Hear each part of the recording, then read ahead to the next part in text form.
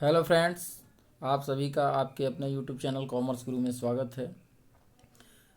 झारखंड शैक्षिक अनुसंधान एवं प्रशिक्षण परिषद रांची के द्वारा द्वितीय सावधिक परीक्षा 2021-22 हेतु मॉडल प्रश्न पत्र सेट 2, ठीक है, ये लेखा शास्त्र विषय के जो कुल 40 पूर्णांक हैं के अति लघुत्तरीय और लघुत्तरीय प्रश्नों के उत्तर को मैं इस वीडियो में लेकर के आया हूँ। दीर्घ उत्तरीय वाले प्रश्नों को मैं अगले वीडियो में लेकर के आऊँगा, क्योंकि वीडियो बहुत लंबा हो जाता है। इसकी वजह से मैंने इस वीडियो को 2 पार्ट में बनाया है। तो आइए चलते हैं और देखते हैं, जो कि आपके परीक्षा के लिए बहुत ही महत्वपूर्ण है और आपकी परीक्षा भी शीघ्र ही होने वाली है। तो चलिए चलते हैं और फटाफट प्रश्नों के उत्तर को देख लेते हैं। यहाँ पर देखिए कुछ निर्देश दिए हुए हैं, जिसको आप लोग पढ़ लेंगे। निर्देश में आपको स्पष्ट हो जाएगा कि कितने प्रश्नों के उत्तर देने हैं और कौन कौन से प्रश्न में से कितने कितने उत्तर देने हैं, ठीक है। इसको आप पढ़ लेंगे। उसके बाद हम लोग प्रश्न की तरफ आते हैं और देखते हैं। पहला प्रश्न है, ह्रास लगाने की किन्हीं 2 विधियों के नाम लिखे।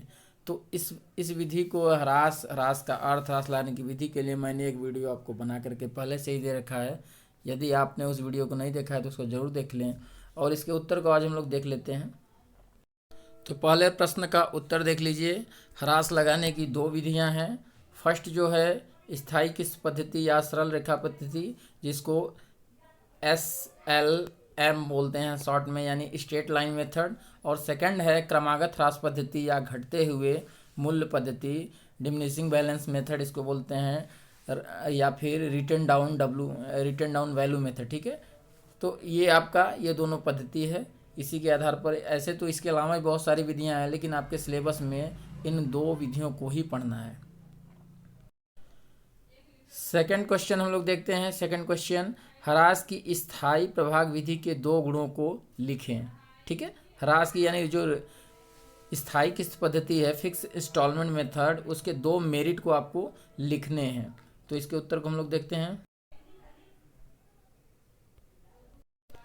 तो इसका उत्तर हो जाएगा, यह ह्रास की एक प्रचलित पुरानी तथा सबसे सरल पद्धति है। इसमें संपत्ति को शून्य अथवा अवशिष्ट मूल्य तक अपलिखित किया जा सकता है। तो ये जो है स्थायी किस्त पद्धति, जो ह्रास की स्थायी किस्त पद्धति है, उसके ये 2 गुण हैं। क्वेश्चन नंबर 3 है, आयोजन को एक लाइन में समझाइए, ठीक है। आयोजन को एक वाक्य में आपको समझाना है। तो इसके उत्तर को देखते हैं।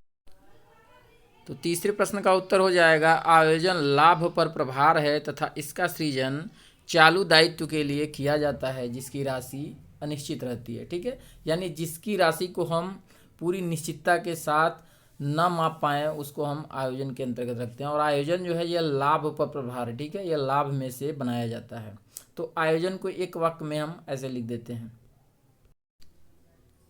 क्वेश्चन नंबर 4 है, व्यापारिक खाता क्या है? What is trading account? Question number 4 है, उसका उत्तर, व्यापारिक खाते का आशय ऐसे खाते से है जिसमें माल के क्रय विक्रय के द्वारा सकल लाभ या हानि ज्ञात किया जाता है, ठीक है। तो ये आपका क्वेश्चन 4 का आंसर है।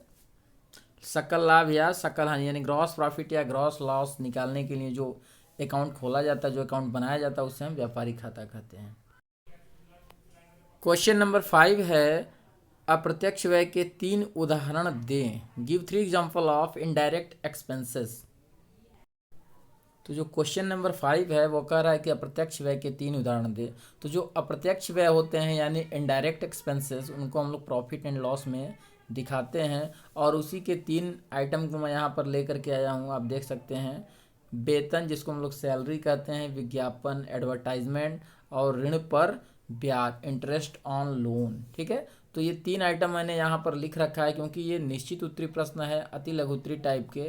तो आपको कम से कम शब्दों में इसके उत्तर देने होते हैं, इसलिए मैंने केवल पॉइंट को ही यहाँ पर नोट किया हुआ है। क्वेश्चन नंबर 6 है, अपूर्ण लेखा प्रणाली किन व्यापारिक इकाइयों के लिए उपयुक्त है? For which type of business incomplete record system is suitable?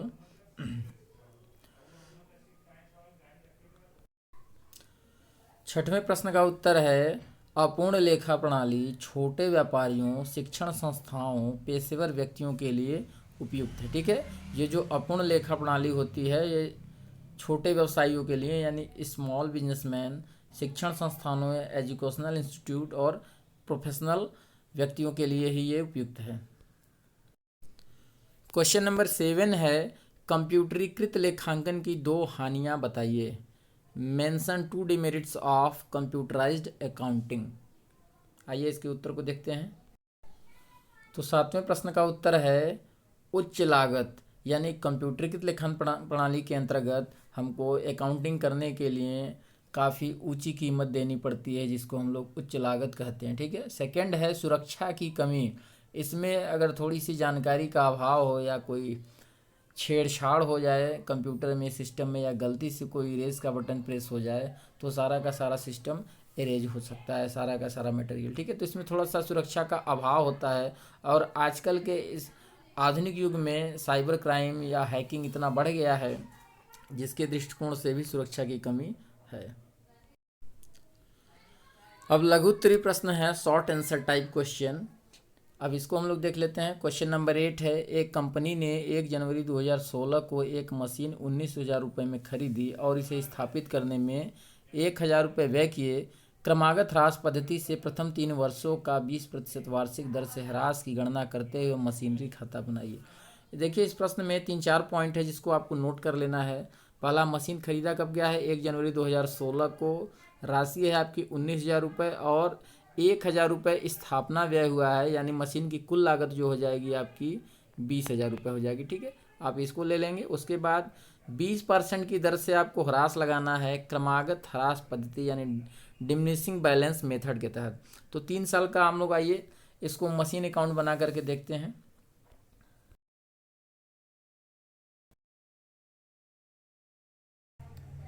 यहाँ पर देखिए मैंने क्वेश्चन को सॉर्ट आउट किया हुआ है। तो 1 जनवरी 2016 को 19,000 रुपये की मशीन खरीदी, स्थापना व्यय 1,000 रुपये और 20% वार्षिक ह्रास की दर से ह्रास लगाना है। क्रमागत ह्रास विधि से 3 वर्ष का मशीनरी खाता बनाना है। तो सबसे पहले हम लोग ह्रास की गणना कर लेते हैं, कैलकुलेशन ऑफ डिप्रिसिएशन। तो 3 वर्ष का हमको स्टेटमेंट बनाना है मशीन अकाउंट, तो 3 वर्ष का हम डिप्रिसिएशन निकाल लेते हैं। सबसे पहले 2016 के लिए हम कर लिए हैं। तो जो हमारी मशीन की कुल लागत है यानी 19,000 प्लस 1,000, यानी 19,000 रुपये की हमने मशीन खरीदी प्लस 1,000 रुपये स्थापना है, तो दोनों को जोड़ देंगे तो 20,000 आ जाएगा। और 20,000 पर 20% की दर से हम जब ह्रास निकालेंगे 2016 के लिए तो 4,000 रुपये आएगा। और क्रमागत ह्रास पद्धति में आप जानते ही हैं, फिर 2017 के लिए जब हम ह्रास निकालेंगे तो ह्रास घटाने के बाद जो बैलेंस बचता है उस पर फिर हम 20% चार्ज करेंगे। तो 16,000 पर फिर हम 20% निकालेंगे तो 3,200 आ जाएगा। फिर 2018 के लिए 12,800 का 20% हमारा आ जाएगा 2,560 रुपये। इसको हम ह्रास निकालने के बाद फिर मशीनरी अकाउंट बनाते हैं। मैंने यहाँ पर बना रखा है, केवल आपको दिखा रहा हूँ, आप देखिए और इसको नोट करिए और समझिए, क्योंकि मैं अगर भी बनाता तो ये वीडियो बहुत लंबा हो जाता और उबाऊ हो जाता। तो यहाँ पे देखिए मशीनरी अकाउंट मैंने बना रखा है।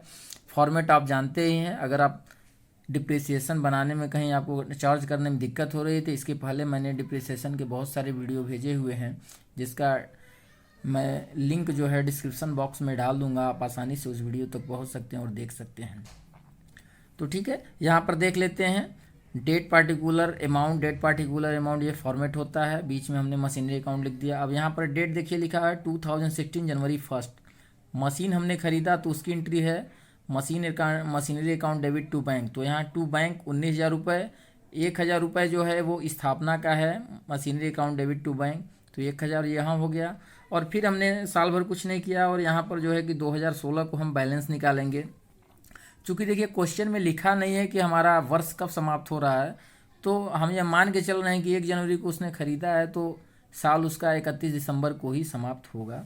तो 31 दिसंबर को हम यहाँ पे डिप्रिसिएशन चार्ज कर रहे हैं 4,000 रुपये से।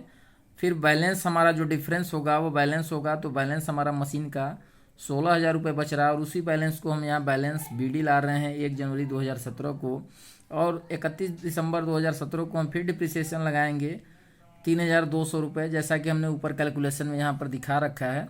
तो इसी को हम यहाँ पे चार्ज करते जाएंगे और इसको आसानी से बनाते जाएंगे। फिर यहाँ हम बैलेंस निकालेंगे 12,800 आएगा।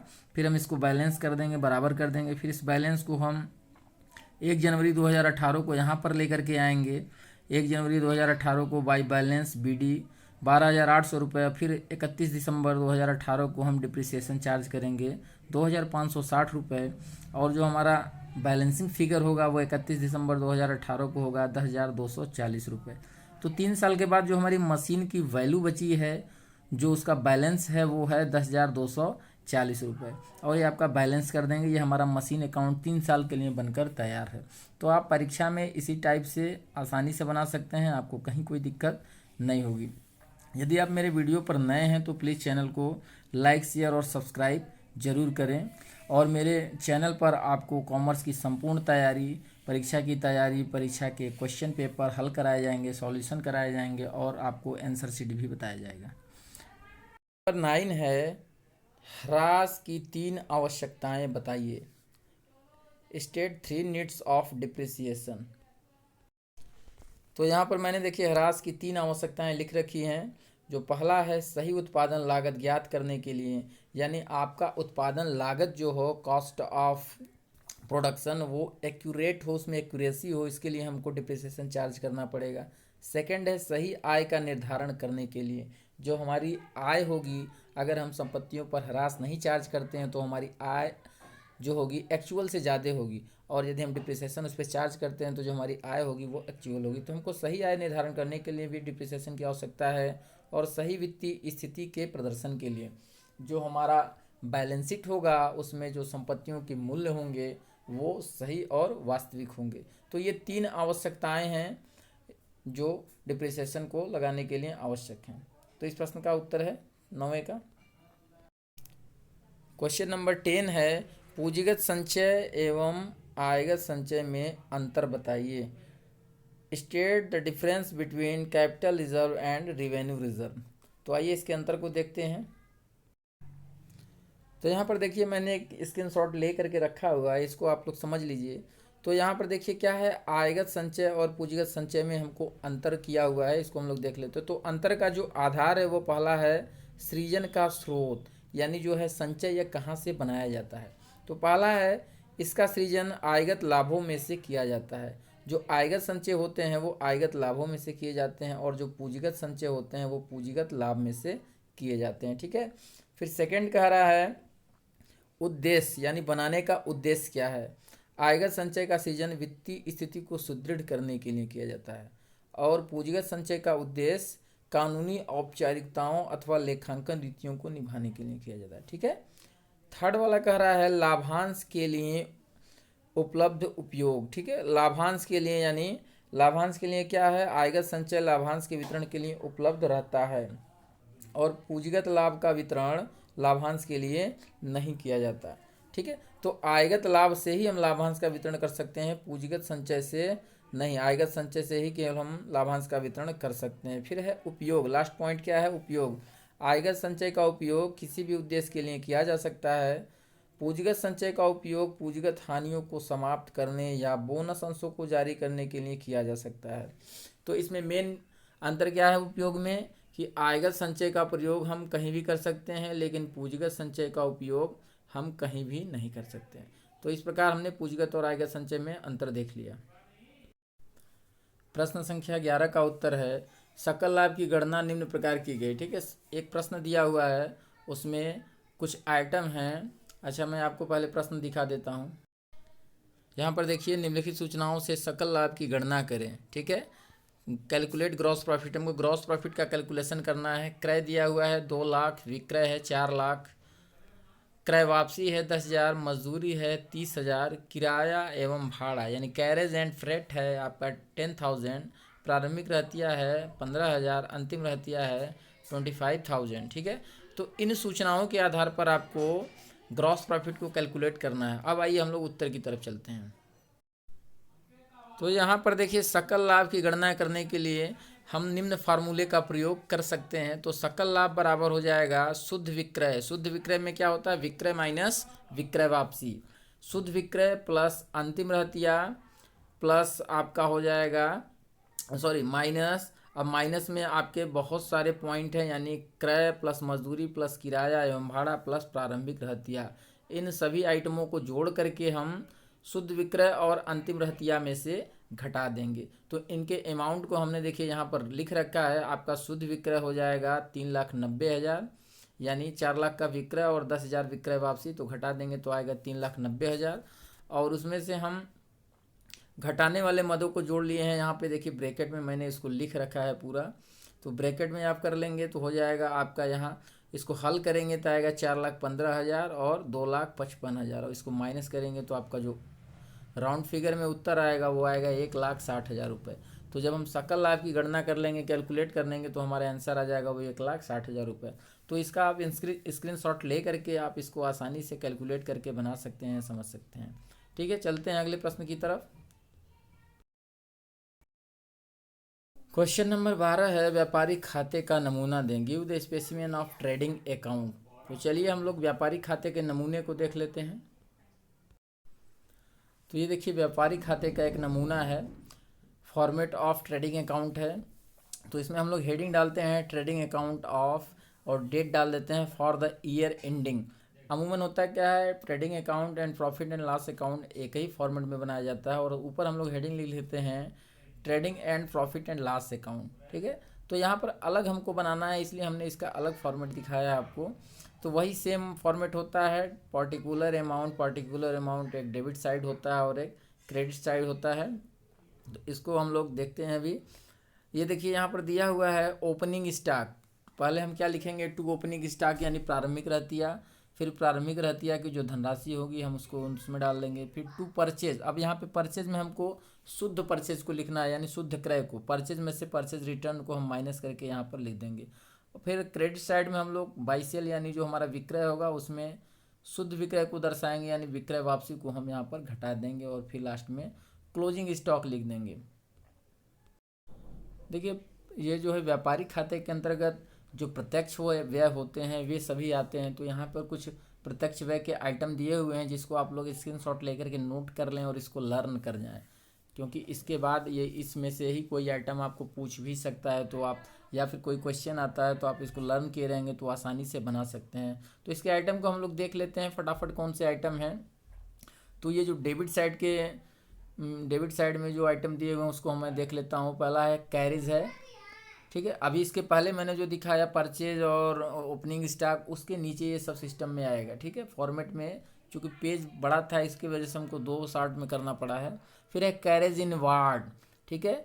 फिर है कैरेज ऑन परचेज, यानी सब ये क्रय पर ढुलाई है, आगत भाड़ा है, रेलवे फ्रेट है, रेलवे भाड़ा यानी क्रय पर रेलवे भाड़ा है, कूली और कार्टेज है, ऑक्ट्रॉय या कस्टम ड्यूटी है, डॉक चार्ज है, सारा इनवार्ड है। अगर आउटवार्ड रहेगा तो प्रॉफिट एंड लॉस में चला जाएगा। यहाँ इनवार्ड है, यानी माल को खरीद करके अपने इंडस्ट्री या व्यवसाय तक लाने तक का खर्चा, जिसको हम लोग डायरेक्ट एक्सपेंसेस बोलते हैं, प्रत्यक्ष व्यय।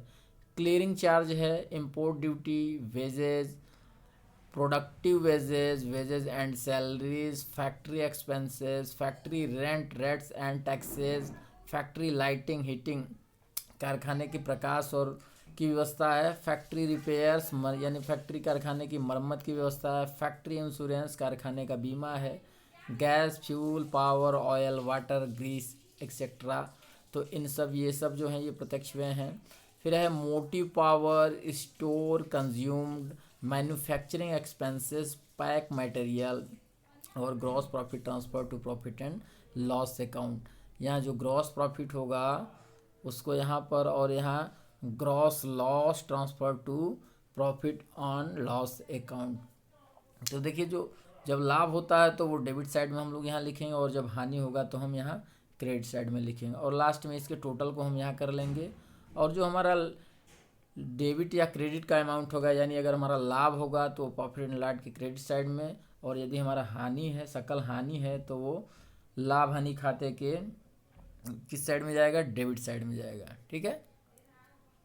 तो इस प्रकार हम लोगों ने व्यापारिक खाते के फॉर्मेट को देख लिया। अब इसमें से प्रश्न में से आसानी से परीक्षा में लिख सकते हैं।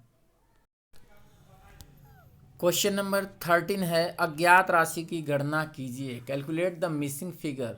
अब कुछ आइटम दिए हुए हैं जिसके आधार पर हमको मिसिंग फिगर को कैलकुलेट करना है। वर्ष के दौरान लाभ, profit made during the year, अंतिम पूंजी, कैपिटल एट द एंड वर्ष के दौरान लाई गई पूंजी capital introduced during the year or drawing प्रारंभिक पूंजी कैपिटल एट द बिगिनिंग। इस आधार पर हमको कुछ निकालने हैं। यहाँ देखिए क्वेश्चन मार्क दिया हुआ है, ये क्वेश्चन मार्क है। इसकी राशि को हमको हल करके निकालने, यानी प्रारंभिक पूंजी कैपिटल एट द बिगिनिंग, ये सारे आइटम दिए हुए हैं। इसके आधार पर हमको वर्ष की प्रारंभिक पूंजी को ज्ञात करना है। तो आइए इसके सॉल्यूशन को देखते हैं। तो यहाँ पर देखिए मैंने क्वेश्चन को लिख रखा है, आपको मैंने बता दिया हमको यहाँ पर ज्ञात क्या करना है, वर्ष की प्रारंभिक पूंजी। प्रारंभिक पूंजी ज्ञात करने के लिए हमको क्या करना होगा, एक फार्मूले को हमको रटना होगा, उसको याद करना होगा। फार्मूला क्या है यहाँ पर देख लीजिए, प्रारंभिक पूंजी निम्न सूत्र के द्वारा ज्ञात की जाती है। तो प्रारंभिक पूंजी ज्ञात करने का फार्मूला क्या है, इसको आप देख लीजिए। दो तरीके से हम लोग प्रारंभिक पूंजी ज्ञात करते हैं। एक तो है कि प्रारंभिक पूंजी ज्ञात करने के लिए अंतिम पूंजी माइनस प्रारंभिक पूंजी, लेकिन यहाँ पर वो फार्मूला नहीं यूज में आएगा। तो यहाँ पर ये फार्मूला हम यूज करेंगे, प्रारंभिक पूंजी बराबर समायोजित पूंजी माइनस वर्ष के दौरान लाभ। तो यहाँ पर जो है क्वेश्चन क्वेश्चन में देखिए समायोजित पूंजी नहीं दिया हुआ है। तो सबसे पहले हमको क्या करना होगा, हमको समायोजित पूंजी को कैलकुलेट करना होगा। फिर उसके बाद हम इस फार्मूले के आधार पर वर्ष की प्रारंभिक पूंजी को हम ज्ञात कर सकते हैं। तो चलिए चलते हैं और देखते हैं कि समायोजित पूंजी हम कैसे निकालें। इन्हीं सूचनाओं के आधार पर हम समायोजित पूंजी देखिए इस फार्मूले के आधार पर निकाल सकते हैं। समायोजित पूंजी ज्ञात करने का जो सूत्र है यहाँ पर लिखा हुआ है, समायोजित पूंजी बराबर अंतिम पूंजी, यानी वर्ष की जो अंतिम पूंजी है उसमें आहरण को जोड़ देंगे और वर्ष के दौरान जो अतिरिक्त पूंजी लगाई गई है उसको हम घटा देंगे। तो उसके अमाउंट को हमने यहाँ बिठा रखा है, देखिए 80,000 ये क्या है, अंतिम पूंजी है, 12,000 का आहरण है और 20,000 क्या है, अतिरिक्त पूंजी लगाई गई है। इसको कैलकुलेट कर लेंगे, आप इसका स्क्रीनशॉट ले लेंगे। उसके बाद क्या आ जाएगा, आपका जो आंसर आ जाएगा 72,000 रुपये आपका आ जाएगा समायोजित पूंजी यानी एडजस्टेड कैपिटल। तो एडजस्टेड कैपिटल या समायोजित पूंजी जो आ जाएगा 72,000 रुपीज़। अब इसके आधार पर हम लोग क्या करेंगे, आपका प्रारंभिक पूंजी ज्ञात की जा सकती है। ठीक है, अब 72,000 हमारे पास अमाउंट आ गया है। तो प्रारंभिक पूंजी कैसे निकालेंगे, समायोजित पूंजी माइनस वर्ष के दौरान लाभ। तो समायोजित पूंजी हमने निकाल रखा है 72,000, वर्ष के दौरान लाभ ये 24,000 आपके क्वेश्चन में दिया हुआ है। फिर अब इन दोनों अमाउंट को डिफरेंस कर देंगे तो आपका आंसर आ जाएगा 48,000। तो आपका उत्तर कितना हो जाएगा, प्रारंभिक पूंजी आपकी हो जाएगी 48,000 रुपये। तो आप इसका स्क्रीनशॉट ले करके घर पर बनाने की प्रैक्टिस करें और इस क्वेश्चन के सॉल्यूशन को नोट कर लें। और यदि आप नए हैं तो चैनल को सब्सक्राइब करें और अपने मित्रों में वीडियो को शेयर करें, लाइक करें। क्वेश्चन नंबर 14 है, कंप्यूटरीकृत लेखांकन के कुछ प्रयोगों को लिखिए। Write down some applications of computerized in accounting. ठीक है, तो 14 नंबर वाले क्वेश्चन को हम लोग देख लेते हैं।